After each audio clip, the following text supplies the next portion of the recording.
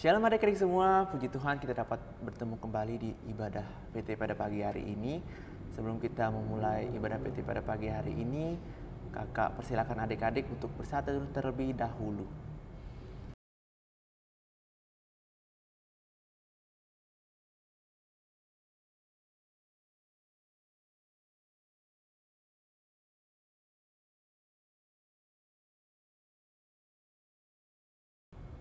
Ya, adik-adik, kita memulai ibadah PT pada pagi hari ini. Kakak undang untuk bangkit berdiri karena kita akan menyanyikan Mars PT kita.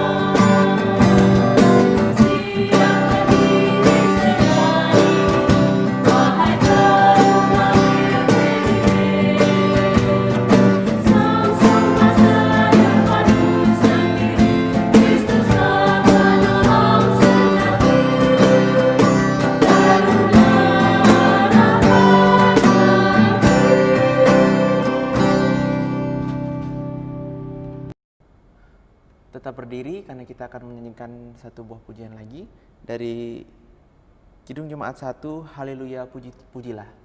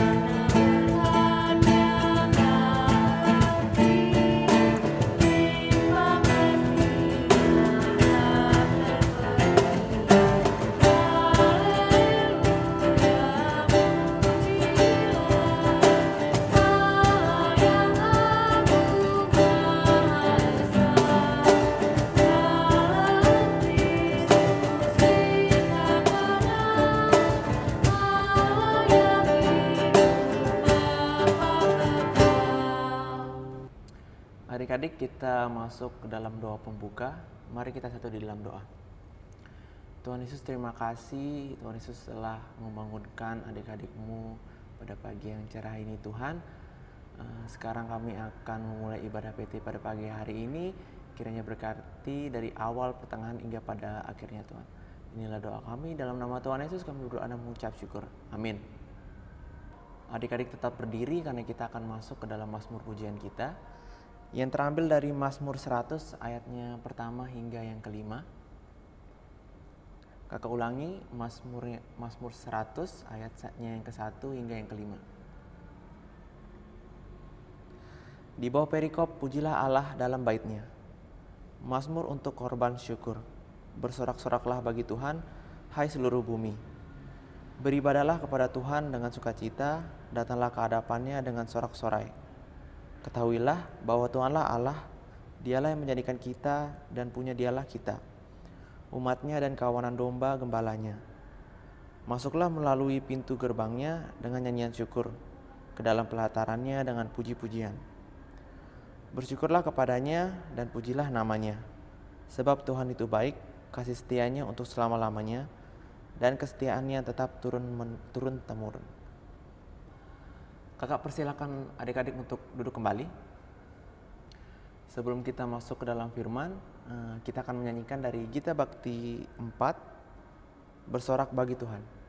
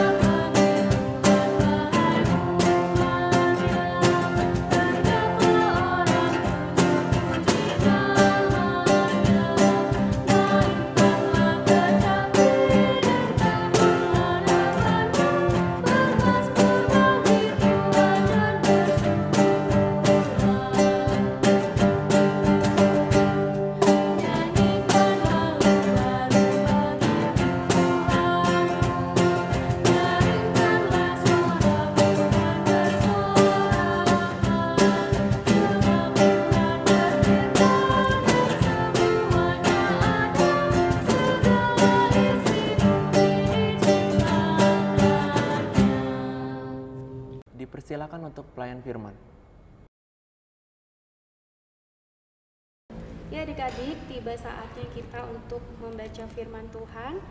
Kasusan ajak adik-adik untuk membuka Alkitab kita yang terambil dari Kisah Para Rasul 22, ayatnya yang pertama hingga ayatnya yang kelima. Sekali lagi, Kisah Rasul pasalnya yang ke-22, ayat 1 hingga ayatnya yang kelima. Jika adik-adik sudah menemukan, kita biarkan Alkitab kita terbuka. Mari kita satu dalam doa. Mari kita berdoa.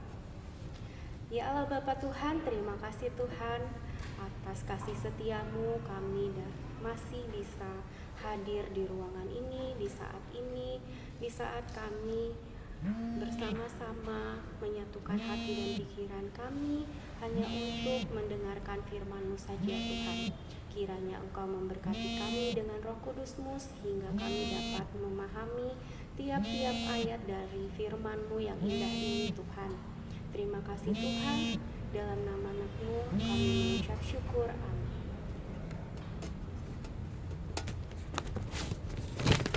Ya adik-adik, kita akan membacanya secara bersama-sama. Kisah Para Rasul pasal 22 ayat yang pertama hingga ayat yang kelima. Demikian bunyi firman Tuhan. Hai saudara-saudara dan bapak-bapak, dengarkanlah apa yang hendak kukatakan kepadamu sebagai pembelaan diri. Ketika orang banyak itu mendengar ia berbicara dalam bahasa Ibrani, makin tenanglah mereka. Ia berkata, "Aku adalah orang Yahudi, lahir di Tarsus di tanah Kilikia, tetapi dibesarkan di kota ini. Dididik dengan teliti di bawah pimpinan Gamaliel dalam hukum nenek moyang kita, sehingga aku menjadi seorang yang giat bekerja bagi Allah sama seperti kamu semua pada waktu ini. Dan aku telah menganiaya pengikut jalan Tuhan sampai mereka mati. Hati laki-laki dan perempuan kutangkap dan kuserahkan ke dalam penjara. Tentang hal itu baik imam besar maupun majelis tua-tua dapat memberi kesaksian. Dari mereka aku telah membawa surat-surat untuk saudara-saudara di Damsyik, dan aku telah pergi ke sana untuk menangkap penganut-penganut jalan Tuhan yang terdapat juga di situ dan membawa mereka ke Yerusalem untuk dihukum." Demikian firman Tuhan. Adik-adik dipersilakan duduk. Ya adik-adik, tadi kita sudah membaca Alkitab kita dari Kisah Para Rasul 22 dan diberi judul oleh SBT, yaitu memberitakan Injil secara kreatif. Ya adik-adik, pemberitaan Injil itu sudah dari dulu secara berkesinambungan terjadi secara terus-menerus dari zaman dulu sampai zaman sekarang.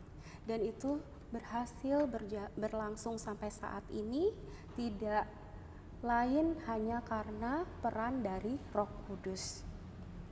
Ya adik-adik, pada bacaan ini Rasul Paulus berbicara kepada orang-orang Yahudi yang pada saat itu menggunakan bahasa Yunani, dan secara tidak terduga pada saat itu Rasul Paulus menyapa mereka menggunakan bahasa Ibrani, yaitu bahasa ibu mereka. Pada saat itu Rasul Paulus mengetahui bahwa orang-orang pendengar, para pendengarnya itu berasal dari Yahudi, sehingga dengan salah satu pemikirannya, bagaimana jika Rasul Paulus pada saat itu menggunakan bahasa Ibrani untuk mengadakan pendekatan kepada mereka, sehingga mempermudah Rasul Paulus pada saat itu untuk menghadapi mereka dan memudahkan Rasul Paulus juga untuk menyampaikan firman Tuhan. Ya adik-adik, di samping itu juga Rasul Paulus menggunakan bahasa Ibrani untuk mendekatkan diri kepada mereka, serta menyatakan identitas Rasul Paulus pada saat itu untuk mengambil simpati hati para pendengarnya.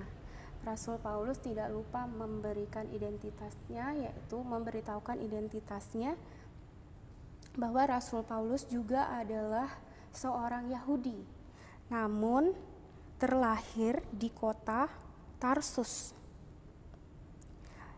Semata-mata itu dilakukan oleh Rasul Paulus untuk menarik minat pendengarnya, supaya pendengarnya tertarik untuk mendengarkan. Dan Rasul Paulus di sini juga memperkenalkan diri bahwa ia adalah seorang murid dari seorang Gamaliel. Gamaliel adalah seorang guru terkemuka. Dan di situ juga Rasul Paulus memberitahukan bahwa Rasul Paulus adalah seseorang yang ada di ayatnya yang kelima, adalah seseorang yang giat, ketiga, seseorang yang giat bekerja bagi Allah, ya, sama seperti kamu semua pada waktu ini. Jadi di situ Rasul Paulus menjelaskan bahwa ia adalah seorang Yahudi juga, sama seperti mereka. Semata-mata itu dilakukan untuk mendekatkan diri kepada mereka. Itu dilakukan sebagai wujud pendekatan, baik secara komunikasi tadi maupun secara komunikasi kepada mereka yang berada di situ, sehingga mereka tertarik mendengarkan dan responnya pun baik. Mereka meresponnya dengan tenang, sehingga Rasul Paulus pada saat itu dengan keberanian yang penuh tenang, sabar, dan penguasaan diri dan kreatif menyampaikan pemberitaan Injil pada saat itu. Lalu bagaimana? Apa aja yang diambil dalam bacaan ini? Pertama, Tuhan Yesus dalam kuasa Roh Kudus bekerja melakukan dan mengendalikan sejarah misi penggambaran Injil. Seperti yang Kak Susan bilang tadi, penggambaran Injil itu terjadi terus-menerus dari zaman dulu sampai zaman sekarang.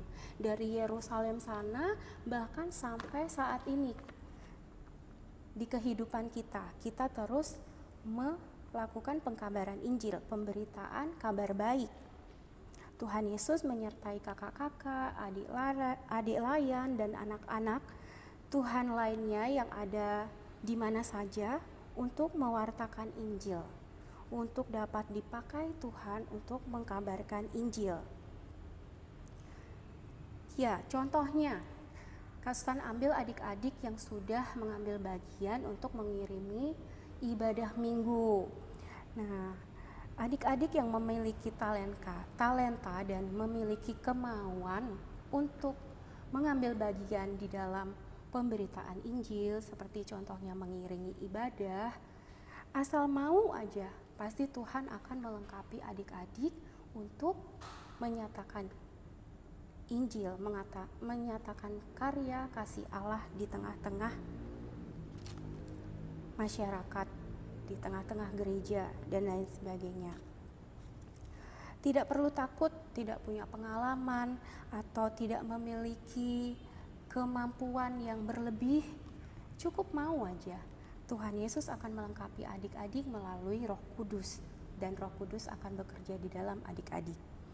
Yang kedua, Allah di dalam Tuhan Yesus akan terus berkarya, memanggil adik-adik, mengutus adik-adik, memperlengkapi adik-adik, serta akan memampukan adik-adik. Nah, jadi jika kalau kakak-kakak mengajak adik-adik untuk mengambil bagian dalam ibadah, contohnya tugas doa, mengiringi ibadah, dan lain sebagainya, jangan takut-takut lagi, ya. Karena tadi Kastan bilang, adik-adik akan diperlengkapi dengan Roh Kudus. Jika adik-adik mau, adik-adik terpanggil, adik-adik akan diutus di dalamnya, akan diperlengkapi dengan Roh Kudus. Jika udah diperlengkapi dengan Roh Kudus itulah yang akan menuntun adik-adik, yang akan memampukan adik-adik di dalam melakukan tugas dan tanggung jawab adik-adik, tugas adik-adik, sehingga semuanya dapat berjalan dengan baik, ya, dan tentunya untuk kemuliaan Tuhan. Jadi yang kemarin takut-takut gak usah takut lagi, yang belum berani, harus tenang, harus mengontrol dirinya, mau dipakai untuk Tuhan, untuk melayani. Jika adik-adik sudah mau, adik-adik akan dilengkapi dan akan dimampukan. Dan tentunya jika adik-adik sudah merasa dimampukan, adik-adik akan merasakan sukacita itu sendiri. Dan ini pun tidak terjadi untuk di gereja saja ya adik-adik. Mungkin di luar adik-adik dipercayakan untuk mengambil bagian, untuk menyatakan kasih Allah di tengah-tengah pergaulan adik-adik. Adik-adik juga perlu takut. Adik-adik hanya harus meyakinkan diri, percaya kepada Tuhan, Tuhan yang akan memampukan adik-adik. Dan yang ketiga, Roh Kudus akan menuntut adik-adik menghadapi berbagai tantangan, ancaman, serta rintangan yang akan menghadang adik-adik untuk melakukan kebaikan-kebaikan Tuhan, melakukan karya-karya Tuhan untuk memberitakan Injil. Ya, contohnya tadi dalam pelayanan, adik-adik yang sudah ditunjuk sudah takut, sudah merasa kurang yakin, ada lagi bisikan-bisikan dari teman. Itu juga rintangan untuk adik-adik untuk mewartakan Injil ya adik-adik. Tapi adik-adik nggak perlu khawatir, ada Roh Kudus. Di sini dijelaskan lagi ada Roh Kudus yang akan menuntun adik-adik menghadapi segala rintangan yang adik-adik hadapi. Nah, kalau gitu bagaimana nih pada saat ini, pada saat COVID, pada era digital, bagaimana sih cara adik-adik, kreativitas adik-adik untuk memberitakan Injil? Iya, bagaimana coba? Iya adik-adik, dengan cara mempergunakan sosmed yang adik-adik punya, digital yang adik-adik punya dengan sebaik mungkin. Contohnya mungkin untuk beribadah virtual menggunakan Zoom mungkin, atau menggunakan Google Meet bisa, atau Microsoft Meet juga bisa. Itu adik-adik pilih untuk bersama-sama untuk beribadah. Nah, ada yang suka bolos nggak nih ibadah Zoom? Nah, kalau ibadah Zoom adik-adik gabung ya. Itu pun juga sebagai wujud untuk memberitakan Injil. Lalu mungkin yang ada WA atau mau persekutuan doa, saling mendoakan teman yang sakit, adik-adik bisa menggunakan video call mungkin ya. Nah, pergunakanlah itu dengan sebaik-baiknya. Atau mungkin itu untuk teman-teman segereja ya. Nah, sekarang bagaimana untuk teman-teman sesama kita yang di luar gereja, di luar iman kita? Mungkin adik-adik bisa mempergunakan, nah yang suka pasang-pasang status, Adik-adik juga bisa menggunakan status adik-adik untuk memberitakan Injil, bukan untuk menginjili orang. Kamu baca ini, kamu baca dari ini, atau memaksa mereka membaca Alkitab dan lain sebagainya. Cukup adik-adik membuat status mungkin yang positif, yang bisa memotivasi mereka untuk bisa mengajak mereka melakukan hal-hal kebaikan, ya. Contohnya juga mungkin membuat meme-meme mungkin yang lebih berguna bagi kalian ke depan nanti, adik-adik ke depan nanti, bahkan sesamanya. Jadi pergunakanlah sosmed kalian dengan sebaik mungkin ya adik-adik. Dan masih banyak yang bisa adik-adik lakukan dengan menggunakan digital adik-adik, HP adik-adik, komputer adik-adik, dan sosmed-sosmed yang adik-adik miliki. Atau membuat konten-konten bersama teman-teman untuk bernyanyi bersama, nyanyi-nyanyi lagu gereja, ya. Itu juga sangat berguna untuk mewartakan Injil di era zaman sekarang ini. Nah, itu adik-adik. Jadi tadi poinnya bagaimana kita mengkabarkan Injil dengan sekreatif mungkin mencontoh Rasul Paulus yang menggunakan bahasa yang dapat dipahami oleh pendengar-pendengarnya, atau membicarakan topik-topik menarik yang mungkin adik-adik bisa sampaikan kepada teman-teman yang lain untuk membagi kabar baik, untuk membagi Injil, membagi kasih karunia Tuhan yang Tuhan berikan kepada adik-adik. Ya, itu saja mungkin adik-adik. Kiranya kita selalu diberkati untuk menjadi berkat, untuk menjadi alat pengkabaran Injil di era sekarang ataupun besok ke depannya ya adik-adik. Tuhan Yesus memberkati kita. Amin. Ya adik-adik, kita bawa firman kita di dalam doa. Mari kita berdoa. Ya Allah Bapa Tuhan, terima kasih Tuhan atas firman-Mu yang indah ini. Kiranya Engkau memberkati firman-Mu ini Tuhan, sehingga dapat selalu mengingatkan kami menjadi anak-anak yang baik Tuhan, yang selalu mengkabarkan berita baik, mengkabarkan Injil kepada sesama kami, baik kepada sesama kami yang seiman maupun yang tidak seiman ya Tuhan. Kiranya kami dapat menjadi contoh tauladan dalam kasih-Mu ya Tuhan. Tuhan Yesus, maafkan atas segala dosa kami ya Tuhan. Kiranya Engkau selalu mau memperbaiki kami Tuhan, untuk menjadi lebih baik lagi, sehingga kami dapat dipakai untuk kemuliaan-Mu ya Tuhan. Tuhan Yesus, pada saat ini kami memohon Tuhan, kiranya Engkau memberkati kami dalam kesehatan kami, pendidikan kami, serta segala aktivitas kami yang kami lakukan Tuhan. Kiranya Engkau selalu memberkati kami di dalam kesehatan kami juga ya Tuhan. Demikian dengan kedua orang tua kami Tuhan. Berkati juga mereka di dalam pekerjaannya ya Tuhan, kesehatan dan segala pergumulan yang dihadapinya ya Tuhan. Tuhan Yesus juga mau memberkati kakak-kakak layan di dalam segala aktivitas serta menjalan di dalam program-program Persekutuan Teruna Tuhan, sehingga semua program yang dapat dirancang dapat berjalan dengan baik ya Tuhan, yaitu untuk kemuliaan-Mu saja. Ya Tuhan, juga mau memberkati gereja-Mu ini Tuhan, yang Engkau selalu pakai di tengah-tengah masyarakat-Mu ini Tuhan. Kiranya gereja ini dapat selalu menjadi terang Tuhan di dalam segala aspek kehidupan. Ya Tuhan, terima kasih atas segala apa yang telah Engkau beri kepada kami Tuhan. Tidak lupa juga kami mendoakan teman-teman kami yang di dalam segala aktivitasnya untuk menjalankan tugasnya di dalam menangani COVID-19 Tuhan. Kiranya Engkau memberikan kesehatan, kesabaran kepada mereka Tuhan dalam menjalani tugas-tugas mereka. Terima kasih Tuhan. Inilah doa kami Tuhan yang kami hantarkan hanya dalam nama anak-Mu saja yang telah mengajar kami berdoa. Bapa kami yang di surga, dikuduskanlah nama-Mu, datanglah kerajaan-Mu, jadilah kehendak-Mu di bumi seperti di surga.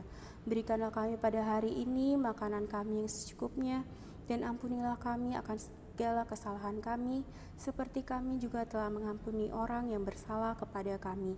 Dan janganlah membawa kami ke dalam pencobaan, tetapi lepaskanlah kami daripada yang jahat.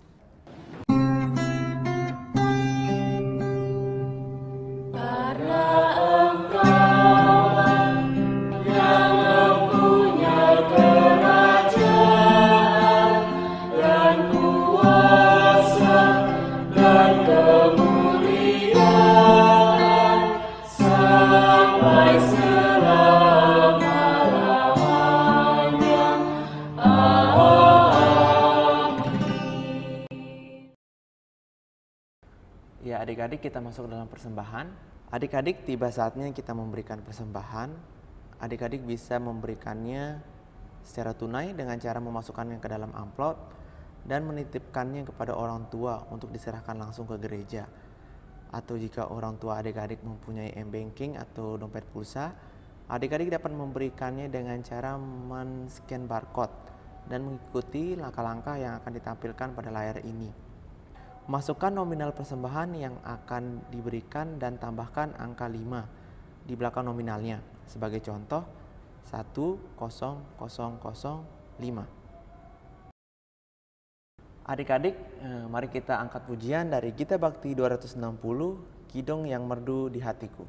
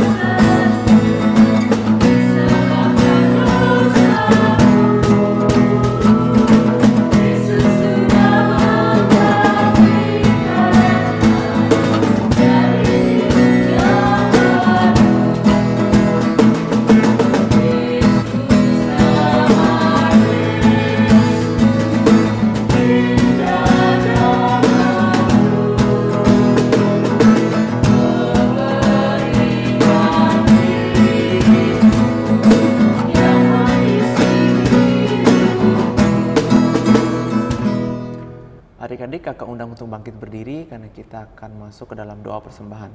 Mari kita satu di dalam doa. Bapa yang baik, Bapa yang bertata di dalam kerajaan surga, Tuhan, terima kasih. Kami baru saja mendengarkan dan merenungkan sebagian dari firman-Mu, Tuhan. Kiranya berkati setiap kami, Tuhan, agar kami mengerti dan kami lakukan di kehidupan kami masing-masing, Tuhan. Tuhan, kami baru saja memberikan persembahan kami, kiranya berkati persembahan ini agar berguna bagi pelebaran kerajaan-Mu di muka bumi ini, Tuhan. Inilah doa kami, dalam nama Tuhan Yesus kami berdoa dan mengucap syukur. Amin. Kakak persilakan adik-adik untuk duduk kembali. Kita masuk dalam warta PT. Kakak ucapkan terima kasih untuk pelayan firman, pemain musik beserta perekam video. Kakak ucapkan terima kasih, dan juga adik-adik yang sudah hadir di ibadah online pada pagi hari ini. Terima kasih adik-adik. Untuk warta PT minggu depan di jam yang sama, jam 9 pagi, kiranya adik-adik bisa undang teman-temannya lagi untuk beribadah. Oke? Kita masuk dalam pengutusan. Kakak undang adik-adik untuk bangkit berdiri karena kita akan menyanyikan Kidung Jemaat 383, Sungguh Indah Kabar Mulia.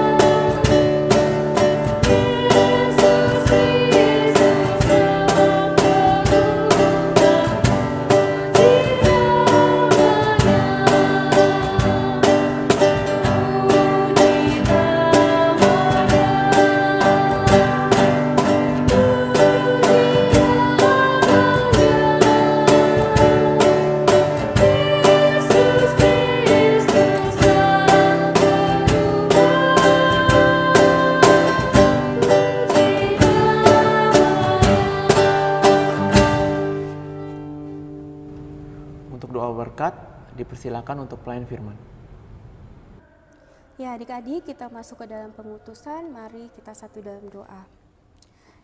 Ya Allah Bapa Tuhan, terima kasih atas kasih setiamu Tuhan. Kiranya kasih setiamu selalu senantiasa bersama kami dari saat ini hingga sampai selama-lamanya. Amin.